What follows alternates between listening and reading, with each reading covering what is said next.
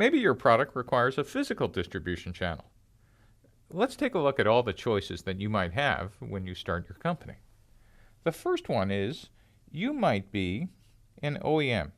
OEM stands for Original Equipment Manufacturer.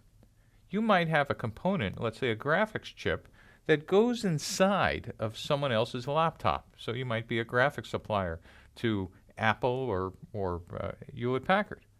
But it's Apple and HP's name and their brand that shows up on the outside of the box. And so while you're making money, it is their marketing and brand. So for a system integrator, you might be selling to a company, let's say you're Cisco, but you're selling to somebody who's building an entire telephone switching network. And this system integrator would take your component, your switches and routers, and actually build out a system that includes devices from other companies, and they add some value-added software and additional hardware and create an entire system for an end user.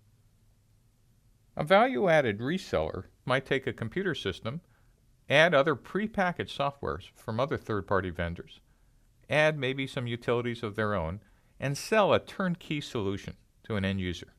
And so they build less complex systems with less value added than system integrators, but they could be great partners. In a physical channel, a direct sales force are salespeople that work for you directly and typically sell directly to the end user. Now, if you're delivering a physical product, one of the alternate channels that you might want to consider is the web or online sales as well.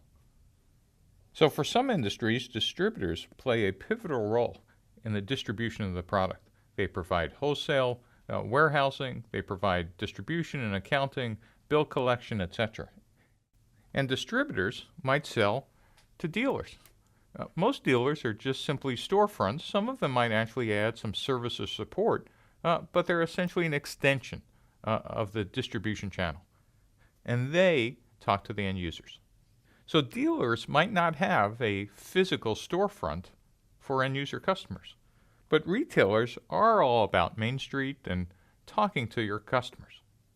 Another form of retailer are mass merchants. So instead of just small storefronts, they aggregate tens or hundreds of thousands of products under one roof.